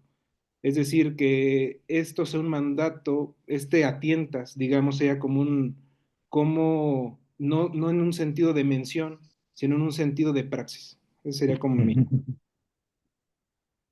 Bien. Bueno, yo creo que el gran avance de Husserl con respecto a las meditaciones, digamos, medievales, donde inicia, o comienza a perfilarse, digamos, como una ontología de la intencionalidad frente a ellos, e incluso frente a Brentano, podríamos decir, el gran avance de Husserl fue haber captado que las regiones ontológicas, ¿sí? Sean estas reales, posibles y, digamos, horizontales, ¿no? Tienen, digamos, ya no se trata de esencia y existencia, tampoco de validez, sino que tienen realidad. En ese sentido, la intuición categorial implica o nos lleva a captar eidéticamente realidades que no necesariamente son materiales, no necesariamente se presentan o no necesariamente se agotan en la fenomenicidad, ¿no? El rostro cumple, digamos, la idea de una manifestación que se pasa al presente, ¿sí? Que llega al presente, pero que no se agota en su presencia, ¿sí? Entonces, en los cuadernos de cautiverio hay, hay una nota en la que dice, que creo que esta es de las primeras como noticias que recibimos del rostro, ¿no? Dice, veo una cara y detrás como unas pequeñas alas, ¿sí? Entonces, aquello que desplaza de la presencia la plasticidad del rostro es la posibilidad de esa bondad, ¿sí? Como aquel, no voy a hablar en términos kantianos, pero como aquel que hace posible mi bondad. Entonces, el rostro tiene justamente este desplazamiento, que no se agota presentándose, pero al presentarse su excedente, que también existe, según lo que pensamos en términos de intuiciones categoriales, ¿no? En el sentido de la idealidad de ese acto, ¿no? Eh, en tanto que esa idealidad se anuncia con su advenimiento a lo concreto, ¿sí? Me dice o me da esa doble estructura, la estructura de como condición de posibilidad del bien y la entrada en el ser como la concretud donde actúo. Entonces, el cuarto elemento de los que habíamos señalado tiene que ver con esto que dices. Y es un elemento que dirige de otro modo que ser. Dice, hacer derivar de esta susceptibilidad inasumible la praxis y el saber internos al mundo. Es una tesis de Levinas, ¿sí? Esa intuición que en el rostro me dice la posibilidad del bien y lo concreto de la responsabilidad es una praxis, ¿sí? En el mundo. Una praxis es saber en el mundo, es concreto. De manera tal que yo no diría que pudiéramos distinguir, de hecho, señala en totalidad, desde totalidad a infinito, casi como a sabiendas de que nos van a decir que confundimos la teoría con la práctica, aquí no hay como esa diferencia. Entonces, ese saber en el mundo es saber de un bien que se anuncia fuera del mundo, pero que se juega justamente en el mundo mismo, ¿no? Entonces yo diría, no es una praxis y una teoría, sino más bien son como las dos caras, ¿sí? Dos caras de una misma moneda, dicen, ¿no? Normalmente. Yo lo vería así, ¿no? O sea, cada expresión es, digamos, una invitación a actuar. ¿Sí? Ese acto puede romper todo acto o ese acto puede abrir otros más, ¿no? Ahí ya depende, porque, claro, esto no es una moral, sino que la cuestión es, la circunstancia es la que pide la exigencia que se me pone entre las manos, ¿no? No es que esté hecho de antemano, ¿no? sino que es en el instante donde se actúa conforme lo que requiere la circunstancia, ¿no? En ese sentido, teoría y práctica en Levinas son indiscernibles. Sí, sí, sí. Justo era mi pregunta en ese sentido de que parece que la intuición categorial apunta al mandamiento, pero este mandamiento tiene que estar atendiendo en cada instante el Claro, contenido que está llegando del otro lado. O sea, es como si eso es, fuera eso es. un doble. O sea, Exacto. Y es como si la intuición categorial no puede tampoco en sí misma agotar justamente eso la es, respuesta del otro. eso Ah, es, era eso mi... es. Sí, sí, sí, sí. ah, O sea, bueno, aquí hay como una intuición categorial que se permite una especie de como de génesis constante del bien, ¿no? O sea, no es estática, ajá, sí, ¿no? sí, sí. Y en ese sentido tampoco, o sea, si alguien nos dijera, claro, pero ¿por qué llamar a esa extrañeza o a esa trascendencia, por qué llamarla bien? ¿Por qué no llamarlo mal? ¿Por qué no llamar, no? Sí, Levinas tiene clarísimo que es un género, es el género que no puede agotarse dentro de los géneros del ser. No es su trascendencia, sino el hecho mismo de que ese género no se cumple, porque me decías, claro, ¿y cómo no llevarlo al cumplimiento? Dice, no, es que en eso consiste, en que el género que está más allá del ser y que Platón llamó bien, no se cumple en los términos en los que se cumple todo el mecanismo ontológico con el que podamos pensar la realidad, ¿no? Entonces, este es otro género, ¿sí? Que en sí mismo no pide ser auxiliado por el logos del ser, ¿no? Por eso está más allá del ser, ¿no? Ya que en este sentido, de cierta manera, el mandato sería fenomenalizable, o sea, en términos de es posible identificarlo, de cierta manera. O sea, es decir, este no es metafísico, o sea, no es como que se mantenga en una Claro, ausencia absoluta, sino claro, el que se mantiene en una ausencia es justamente el otro, pero no el mandato. Ese era claro, como claro. Sí, sí, sí. sí. Sí, en ese sentido se vuelve el eidos de la ética. Ujú. Sí, sí, sí. Esa forma última del bien sería el eidos de la ética, que se llevaría a cabo en cada Sí, sí. encuentro, ¿no? Perfecto. Sí, Muchas magnífico. gracias. Mm, Bueno, muy interesante la discusión. Gracias, Jonathan, y gracias, Ramsés, por la discusión. Y le damos la palabra a Iván Galán. Gracias, Iván. O sea, estaba Iván, ¿no? No sé si Ah, se sí, me ahí oye está. bien, porque creo... Ya se escucha. ¿Se escucha? Vale. No, muchas gracias. Habéis dicho un montón de cosas. Muchas gracias, Ramsés, y muchas gracias a todos los que han intervenido, porque realmente creo que hay como para trenzar eternamente, ¿no? Con todo lo que se ha dicho.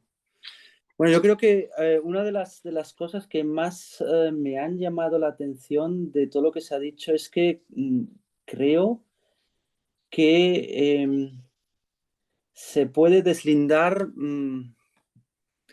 de una manera más o menos definitiva la cuestión de la ontología y la cuestión de la fenomenología. Y yo creo que la apuesta levinasiana en esta segunda gran obra, yo creo que da precisamente a conocer el hecho de que la fenomenología surge ya de entrada como desinterés, incluso en Husserl. La reducción levinasiana, se ha hablado de reducción hiperbólica, ¿no? Encabalgamiento entre cogito y locura, etcétera, etcétera. La reducción husserliana ya se sitúa en un desinterés radical, ¿no? Lo ha tematizado de una manera ejemplar, ¿no? La reducción nos abre al campo de la correlación intencional, pero el acto teórico que se coloca frente a esa correlación surge de un sujeto que está completamente desanclado, ¿no? Desanclado de cualquier tipo de relación constitutiva. Hace que se mueva sin pertenecer a la subjetividad constituyente, ¿no? Es lo Iván, que Finn Iván, llamaba el Unbeteiligter Zuschauer, ¿no? Que se ha traducido como espectador desinteresado, ¿no? Quiere decir que la fenomenología, él lo llamaba meón, ¿no? Que es el no ser, es un no ser que además está más allá de la negación y de la posición, no es un uk on, ¿no? Que es lo que se dice cuando, ¿no? Sino que tiene ese matiz del me de las frases oblicuas en griego, ¿no? Con el deber, son cosas irreales, en el subjuntivo siempre, ¿no? Es decir, que Fink estaba ya pensando con el tema de la meóntica en un más allá del ser, en un desinterés que no niega sencillamente el ser, sino que se coloca a 1000 leguas de distancia, ¿no? Es la crítica de Fink a Heidegger, ¿no? Es que la cuestión de la fenomenología de Husserl está completamente fuera de cualquier tipo de disquisición de orden ontológico, ¿no? La meóntica y todo lo que estamos viendo aquí, por mucho que muestre relaciones, lo que está haciendo es sacar al sujeto ¿no? del mundo, mostrando que ya siempre se ha traicionado precisamente porque se ha manifestado en el mundo, pero tiene una vocación que está a 1000 leguas del mundo. Y yo creo que ahí Fink, que aquí Levinas, porque siempre, ¿cuál es la motivación de la reducción? Nadie lo sabe, no es histórica. ¿De dónde viene ese acto? ¿No? Se podría decir que incluso Levinas nos está aportando aquí un elemento para fundamentar el acto de reducción a partir de precisamente el rostro del otro. ¿De dónde viene ese anonimato? ¿De dónde viene ese desinterés de la propia reducción husserliana que nos desancla completamente de la relación intencional, mostrándonosla, pero como algo que queda completamente fuera de nuestra órbita, ¿no? Que nos deja, ¿cómo decirlo? Que nos saca de cualquier tipo de interés constitutivo, aunque lo manifieste. Debo decir que en el fondo la intersubjetividad, que luego se manifiesta dentro de una correlación constitutiva, si no hay como una especie de intersubjetividad anterior al acto que tematiza esa intersubjetividad, que nos coloca a nosotros precisamente como fenomenólogos, ¿no? O sea, hay una cuestión muy interesante, yo creo que Levinas nos permite como reestructurar toda la arquitectónica husserliana y decir, no, oiga, hay un orden temático de la subjetividad en la parificación, todo lo que nos es, y hay un orden operativo trascendente, como tú has dicho, Ramsés, que consiste precisamente en ver que ese desinterés del que habla Husserl y sobre todo Fink, que viene del otro, que viene de un otro que ha traspasado ya toda tematicidad, aunque la haga posible.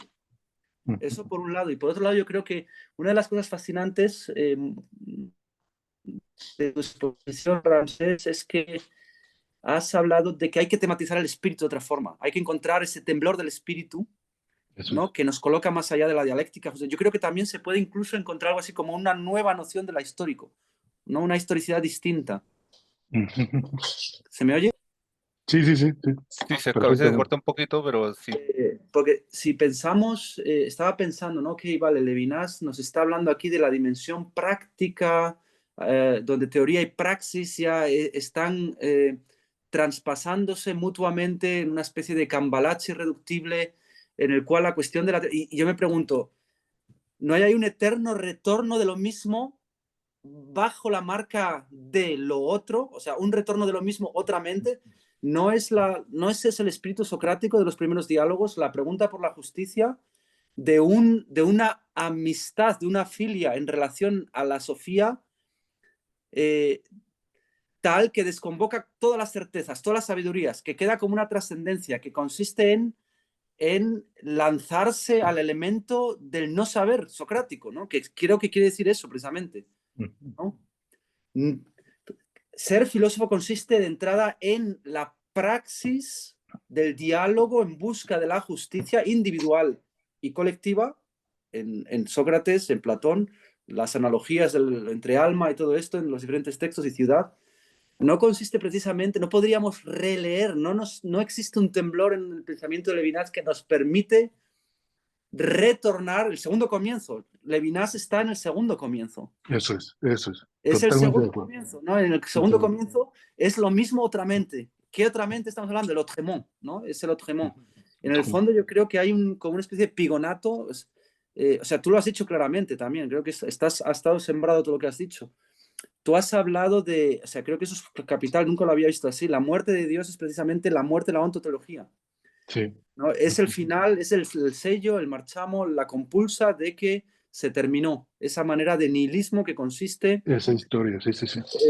en buscarse una trascendencia, una ucronía, utopía una teología, un lugar, digamos, que ya siempre habrá servido de base a cualquier tipo de disquisición, ¿no? Es como un ente de todos los entes que sirve de base de todos los entes, ¿no? Eso es. Nietzsche dice, no, Dios ha muerto. Lo que ha dicho Nietzsche no es que sencillamente seamos ateos. Lo que ha dicho Nietzsche sencillamente se terminó es la metafísica.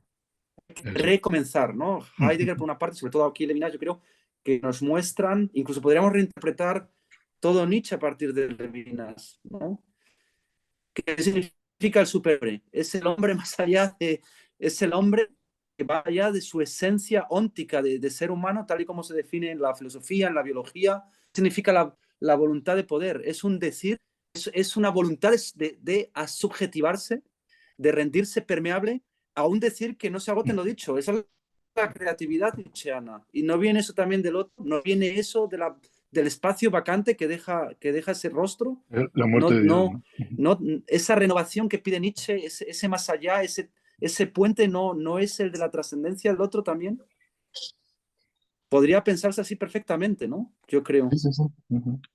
Sí, yo creo que ahí la cuestión consistiría en cómo se coloca un pensador frente al segundo comienzo. ¿Cuáles son sus, digamos, como sus primeras estructuras operatorias, ¿no? ¿Hacia dónde llevar este segundo comienzo que ya no se aceptaría meramente como nacido de la historia de la ontoteología, ¿no? Porque justamente, o sea, lo que me parece sorprendente de otro modo que ser es decir, bueno, estamos ante el vacío dejado por la muerte de los dioses metafísicos, pero tendríamos que aceptar la espera de los nuevos dioses de Heidegger, o podríamos pensar en una línea de trabajo que no se entregue del todo a Heidegger, pero que sí diga, bueno, es que ha visto cómo reconstruir esto, ¿no? Entonces, claro, ahí es la posición que toma en el comienzo del siguiente comienzo, porque perfectamente pudo haber señalado Levinas que la espera de los siguientes dioses eran los dioses o el dios de la huella, etcétera, etcétera, pero no está diciendo exactamente eso. Está también echando en los hombros la reconstrucción del segundo comienzo, con Heidegger, evidentemente, ¿no? Pero me parece que hay muchas... Yo creo que eso ahí hay una articulación que es muy interesante porque creo que Alberto, ¿no?, habló de Derrida y del tema de la huella, la diferencia, la crítica, y tú hablaste no lo conozco realmente, es la primera vez que oigo hablar de este rabino. ¿No? Sí, yo creo que ahí hay otra articulación interesante porque, digamos, una de las cosas más difíciles en Levinas estriba en el hecho de que él recurre a la subjetividad para superar, digamos, la esencia metafísica de la subjetividad que incluso se da en Husserl, ¿no?, como estructura reflexiva, autocentrada, ecológica, etc., ¿no? Sí, sí, sí. Él lo que hace de alguna manera es demostrar que la subjetividad es precisamente subjetividad en el otro sentido etimológico de estar sujeto a, ¿no?, de la diferencia como indiferencia frente al rostro.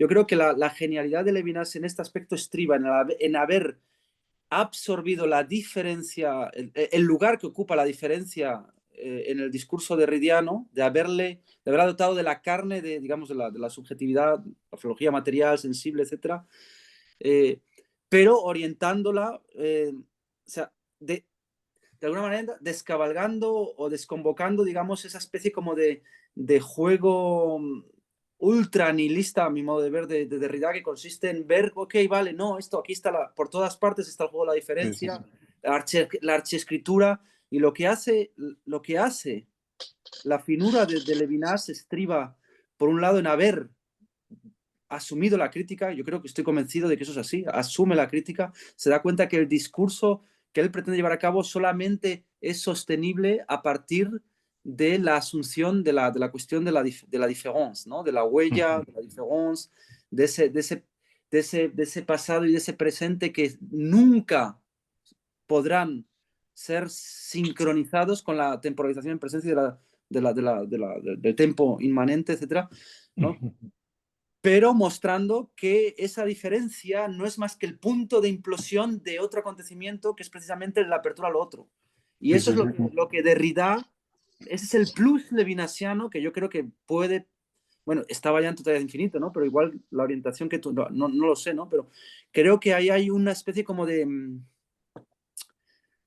¿no? De ruptura, digamos, del carácter meramente autorreferente de la diferencia, de la diferencia, de la diferencia derridiana, ¿no? Que la diferencia es muy bien, la damos por hecha, la asumimos, desarticula la subjetividad, permite que el infinito y la totalidad, ¿no? Entre en una especie como de juego de fenomenalidades, pero que no se queda ahí sencillamente, sino que reafirma, confirma, sella, compulsa precisamente la indiferencia frente al resto, o sea, la diferencia como indiferencia frente al sufrimiento, ¿no? Claro. Con, Sí, y de hecho es yo ya una forma pretemática de tomar posición frente al espacio dejado por la muerte de Dios. uh-huh. Porque Ese es es indiferencia frente a la carne, justamente, ¿no? ese es el punto. Desnudez, sinceridad, etcétera. Eso ya es una, sin decir, claro, esto es una teoría intersubjetiva. Dice, no, de lo que se trata es de hacerse cargo de un mundo que se ha caído a pedazos, pero a partir de la carnalidad del otro. Y eso ya es una toma de posición, ¿no? No, eso es fantástico porque de alguna manera es precisamente, se sitúa, digamos, efectivamente, se sitúa en las postrimerías de Nietzsche y de Heidegger, ¿no? Pero aporta Sí, sí, sí. soluciones diferentes, ¿no? Sí, sí, Nietzsche sí. confirma que digamos que ¿cómo se llama el tikkun? ¿Cómo se llama el tikkun este? Tikkun, Eso es, reparación. la reparación. O digamos, estamos en el estado de fragmentación absoluta, ¿no? Estamos en el estado... Heidegger busca un Dios, busca la inspiración del otro comienzo, se apoya en el acontecimiento como aquello que nos otorga el don del ser y del tiempo, pero no coincide con ellos, nos lleva más allá de la diferencia, pero no, no hay una relación ética con el acontecimiento.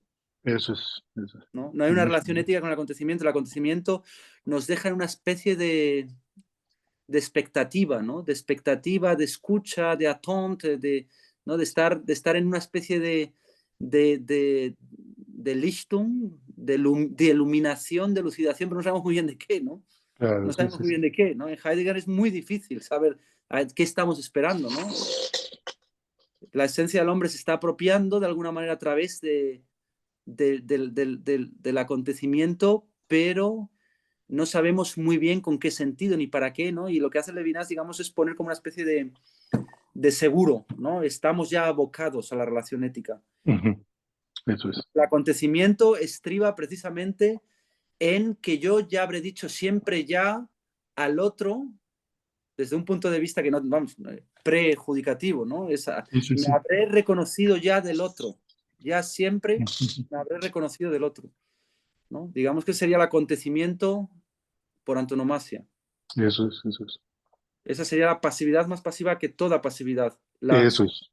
La diacronía es precisamente la diferencia es precisamente eso, ¿no? Reconocerse del otro. Es como un punto de partida infranqueable, indepasable y que ya de alguna manera nos está suturando, ¿no? Nos está suturando, está empezando a reconstruir quizás esos gajos del mundo que están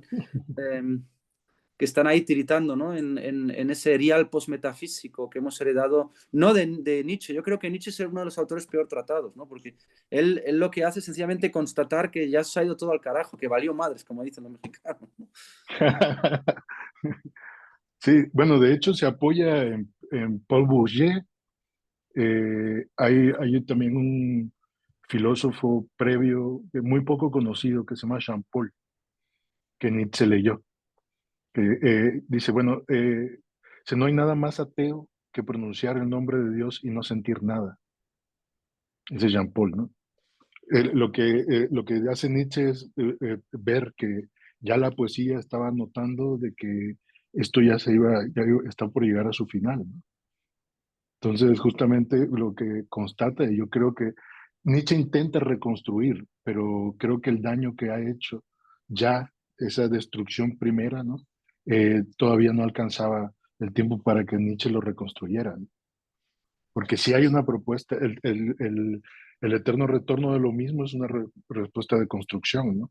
De reconstrucción. No sé si sea, como dicen algunos críticos, esa es una tesis metafísica, el eterno retorno. No sé si lo sea por completo, pero es un intento de reconstrucción. Lo que va a decir Levinas es que para reconstruir no se necesita una actitud o una voluntad que nazca de mí, porque eso ya desapareció. Si ha muerto Dios, también ha muerto el sujeto tal y como lo conocemos. Ahora, este es el sujeto y su doblez, digamos, que es justamente lo otro en mí o la alteridad como el primer acontecimiento. Estoy totalmente de acuerdo con cómo ubicaste la pasividad, ¿no? Es la alteridad que ya ha actuado sin actuar en mí, irrumpiendo casi imprudentemente en mi tiempo, ¿no? Claro, ha reducido la subjetividad en el sentido de la ha reconducido ya a la neutralidad del desinterés, ¿no? Y la ha abocado al otro, ¿no? En ese doble Eso sentido es, de reconducción, ¿no? De la eso reconducción es. de arrancar, ¿no? Del desinterés y reconducir, ¿no? Hay un momento de pogé, ¿no? De salirse fuera del interés mundano y de ser reconducido, digamos, a esa destinación, ¿no? A esa destinación que consiste... Bueno, he hablado demasiado. No, no, Bueno, excelente, muchísimas gracias. Hay también en eso propiamente, también algo, digamos, genial de Levinas es que tras la muerte de Dios, lo que pretende salvar ante todo es el bien, ¿no? O sea, es decir, murió Dios. ¿Por qué? Porque si no tenemos proyectos como el proyecto en Heidegger, que después del éxtasis, digamos, todo nos es posible, o también en el superhombre, ¿no? Nietzscheano, que realmente no tiene una brújula ética determinada, sino que parece que una vez que murió Dios, todo es posible. Entonces me parece que ese es como también algo que Levinas termina como de enmarcar, o, es decir, no porque murió de cierta manera, este sentido moral, aunado también a la muerte, digamos, de esta tradición filosófica, muere también con ello el bien, sino que el bien puede sostenerse aún y la verdad puede sostenerse aún. O sea, me parece que eso es... Por eso es la ontoteoteleología, ¿no? Como forma intramundana de pensar a Dios, ¿no? Y eso me parece que lo tiene muy claro Levinas, ¿no? Por eso es huella que nunca se presenta, ¿no? Yo recuerdo que creo que fue casi después de la publicación de la esencia de la manifestación, que Levinas da un curso, ¿sí? Da un curso en la Sorbona, creo, sobre la esencia de la manifestación. Sí, sí, porque se publica en el 63. Sí, como en el 64, 65, Levinas está dando el curso sobre la esencia de la manifestación. No sé si sería muy arriesgado, pero ¿qué influencia pudo haber tenido Michel Henry de otro modo que ser? Porque el planteamiento es muy, muy, muy, muy parecido, ¿sí? De que es un fundamento que tira o arroja lo fundamentado a la manifestación y se retira. Y esto lo dice tal cual Michel Henry, ¿no? Entonces, posiblemente podríamos decir, claro, es un modelo que estaba en Francia, que permite la fenomenología, etcétera, o es un diálogo porque también Henry conoció la obra de Levinas, ¿no? Y hay cosas muy cercanas, ¿no? Que creo que no se han profundizado suficientemente. en este diálogo, sí, Gracias. Iván. Iba a decir, eso es porque los franceses son muy, muy timoratos a la hora de citar y de criticar, ¿no? No, lo decía una vez Tengli, o varias veces, ¿no? Que nos decía siempre, a diferencia de los alemanes, los franceses nunca dicen a quién critican. Pues sí, puede ser.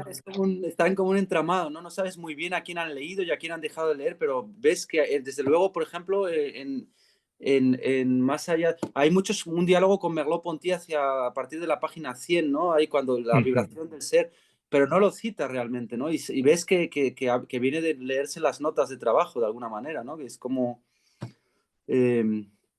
¿no? Sin embargo, no lo cita, no cita. Es una cuestión que es como muy corriente, ¿no? En Derrida es una excepción, Bersón también es una excepción, ¿no? Pues siempre están, ¿no? Son como muy exhaustivos en eso, pero normalmente es como si fuera como una especie de gesto de elegancia el no decir con quién estás dialogando, darlo por supuesto. Sí.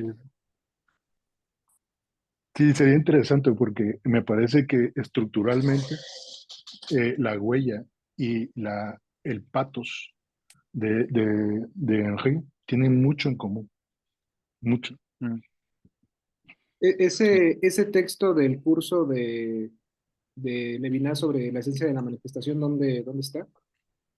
Es que No, o sea, solo se sabe que dio el se sabe, curso, pero no se tiene, hasta donde sé, no se han encontrado las Es notas. que algo en lo que he tratado de, digamos, justamente es trazar líneas operativas o conceptos operativos para vincular, digamos, la esencia de la manifestación. Por eso ahorita me llamó un poquito la atención, porque es como algo que me gustaría hacer en un doctorado. O sea, No, eso estaría justamente genial, ¿eh? Sería eso, genial. Ujú. eso es la... Sí, yo creo que, porque son dos autores que requieren mucha energía, ¿no? Entonces yo creo que estaría genial, sería estupendo. ¿Mm? Entonces nada Bueno, más se sabe, pero no hay como un escrito, entonces... no, hasta ahora, incluso que yo no, sepa, en los archivos Levinas no está sí, sería de mucha ayuda eso. Sí, sí, sí. Hay hay unos, hay unos comentarios que hace Michel Henry a la obra de Levinas, pero la obra de Juventud en los archivos de Louvain-la-Neuve, de Louvain-la-Nueva, Ujú. los archivos Michel Henry. Son Pues unos papelitos.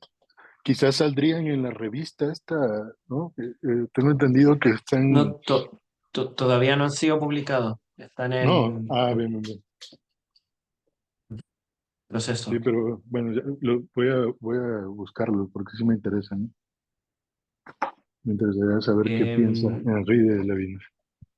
hay un autor que se llama Cesare del Mastro, Ujú. es de Perú, que tiene un artículo en donde lo cita brevemente, pero los archivos están todavía en preparación de publicación. Ya, Por ya, ya. si le sirve a alguien que viaje a Bélgica a buscarlo. Ujú. Muy bien. Bueno, pues excelente sesión, ¿eh? Yo creo que no sé si Muy, muy, tengan algo más. muy buena la sesión, muy excelente discusión. Gracias por los aportes, por los debates. Sí, sí, Y sí. gracias a ti, Ramses, por el texto, por la exposición, por la puesta en escena de cuestiones fundamentales. Y nos veríamos en 15 días.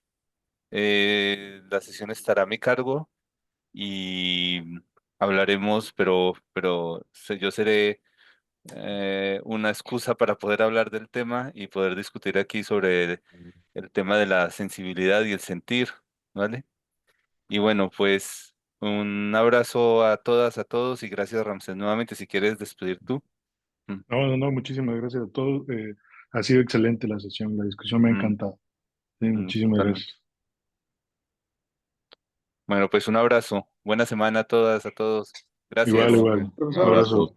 Chao. ¿sigue teniendo el mismo Chao, correo? Alberto. Sí, Sí, perfecto. sí, sí. Para